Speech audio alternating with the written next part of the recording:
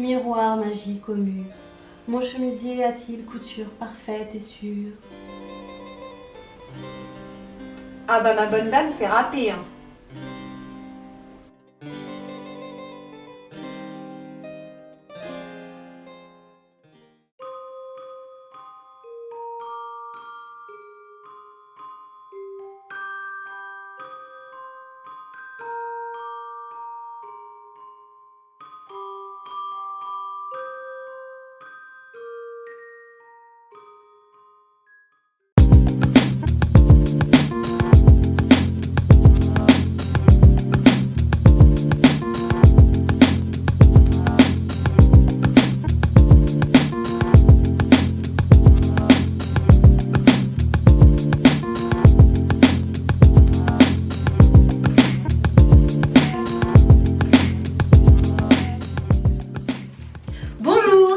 Bienvenue dans la Malice aux merveilles.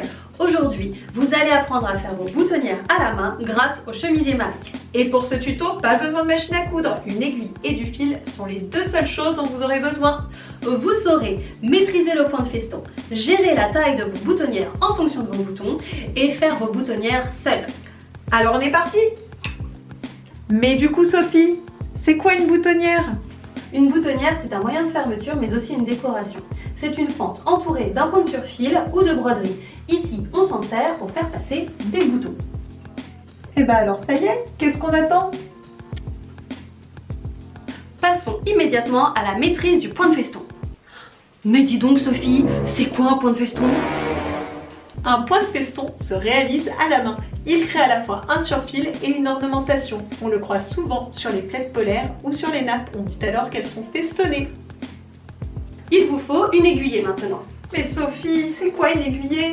Une aiguillée, c'est une aiguille avec son fil. Prenez une bobine et coupez votre fil. Jamais trop long le fil. Il vaut mieux prendre le temps de couper une aiguillée plutôt que de perdre du temps à démêler les nœuds que notre fil trop long aura créé.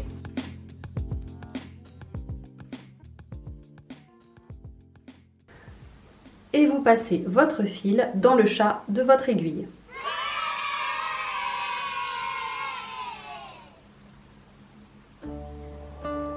Laissez un côté plus grand que l'autre et faites un nœud du côté le plus long. Sophie, comment on fait les nœuds? Ça dépend de ce que je dois effectuer, mais là, pour plus de facilité, je vais faire mon nœud moche.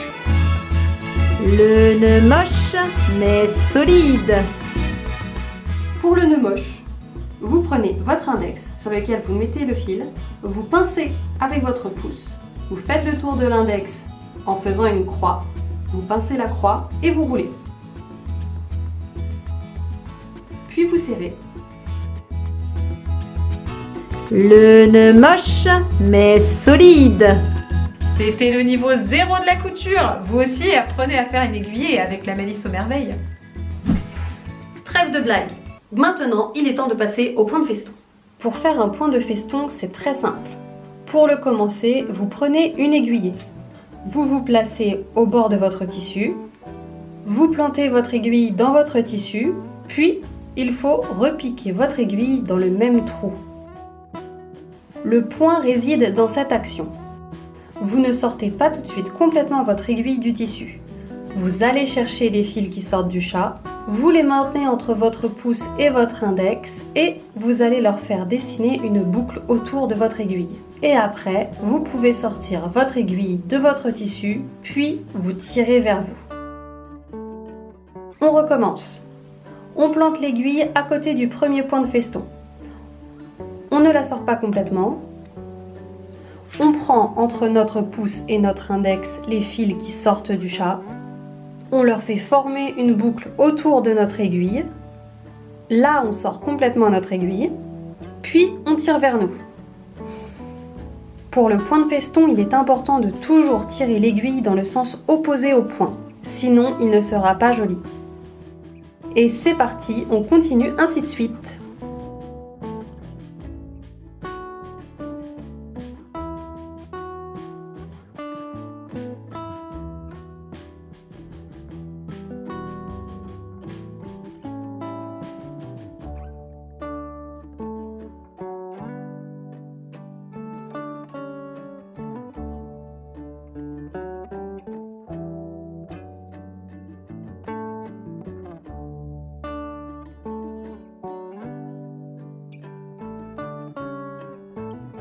Super! Faire de jolies boutonnières nous apprend aussi à faire de belles décorations. C'est la magie de la couture. Passons au chapitre suivant. Comment faire une boutonnière à la taille de mon bouton? On ne crée jamais une boutonnière sans savoir quel bouton on a prévu mettre dedans. Et si je choisis celui-là?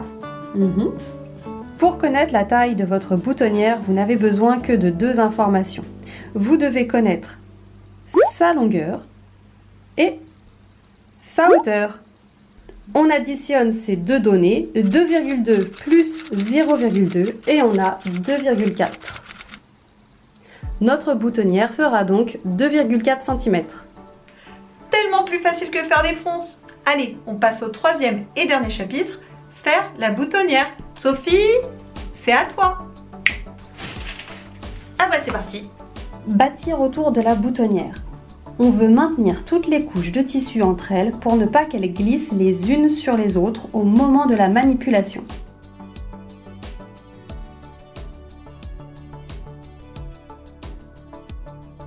Prenez le poinçon et écartez délicatement les fibres de votre tissu jusqu'à obtenir un trou.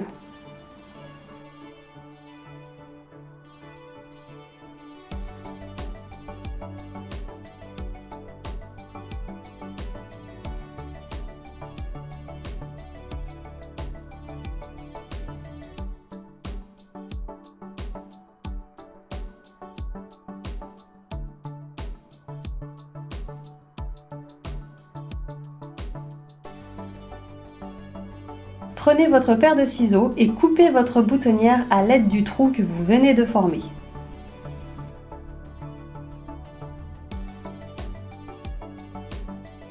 Bâtissez les bords de la boutonnière pour pouvoir faire vos points de feston sans que vos tissus ne bougent entre eux.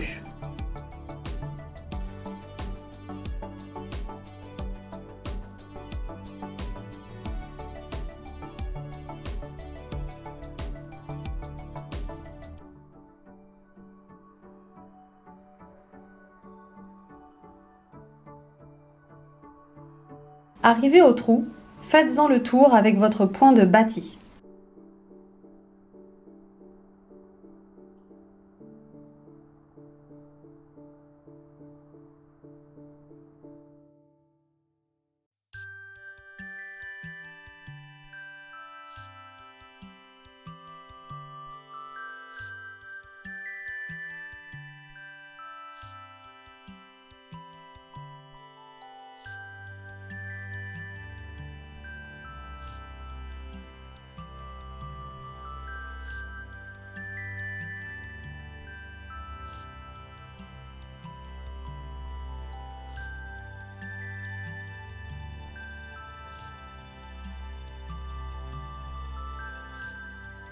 Positionnez 4 fils autour de votre boutonnière, cela permet de rendre ses bords plus solides. Si vous avez un fil type cordonnet, vous pouvez passer cette étape. Et c'est parti! On va faire des petits points de feston serrés les uns aux autres autour de notre boutonnière. Le but est d'emprisonner dans chaque petit point de feston nos 4 fils pour qu'ils ajoutent une petite épaisseur à la boutonnière.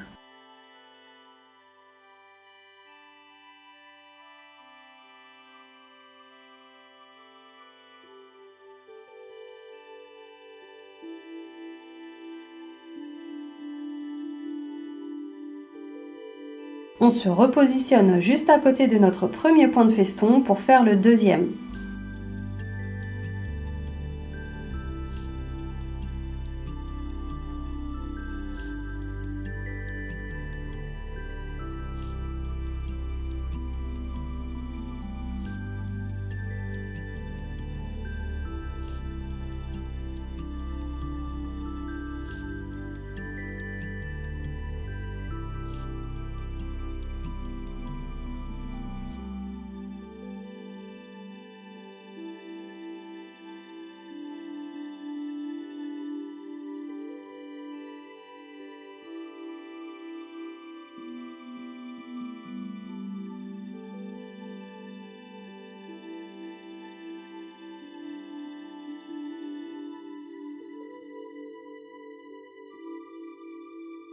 Hop, un petit changement d'aiguillet.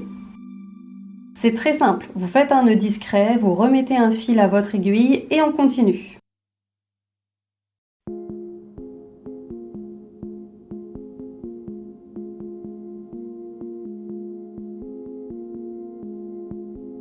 On cache bien le nœud à l'intérieur de la boutonnière.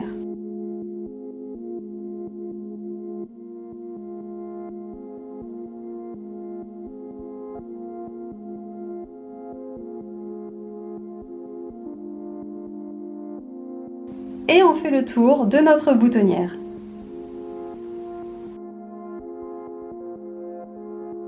Arrivé au bout de la boutonnière, on fait les derniers points qui vont consolider la boutonnière.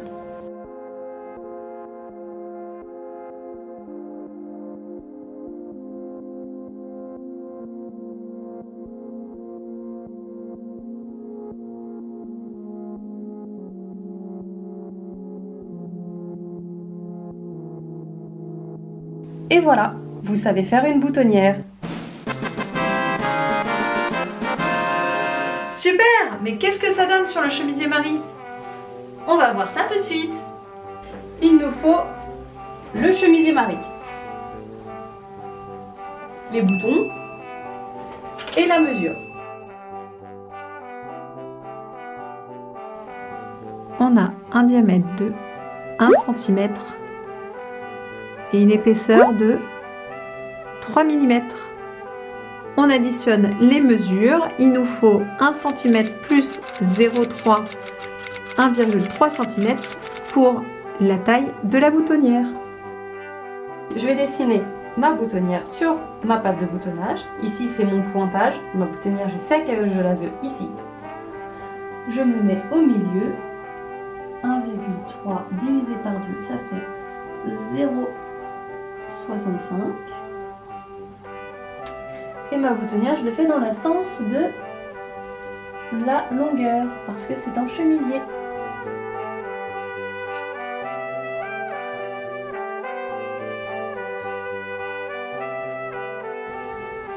Je sais que ma boutonnière se situera ici.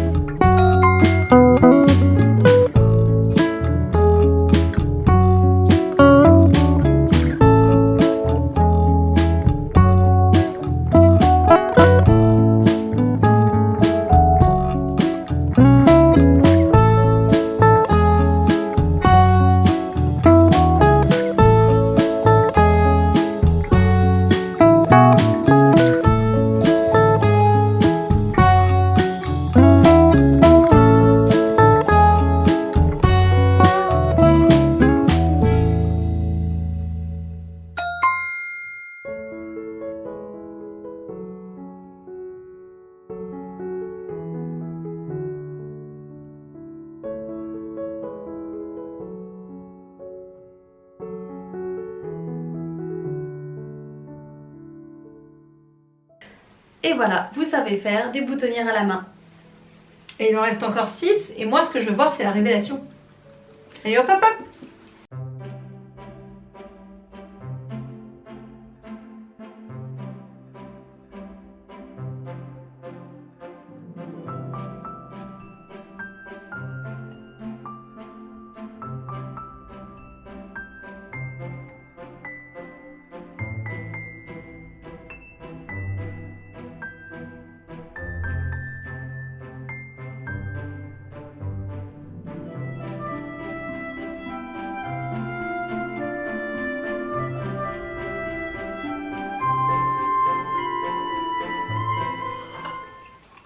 Elle est pas si mal.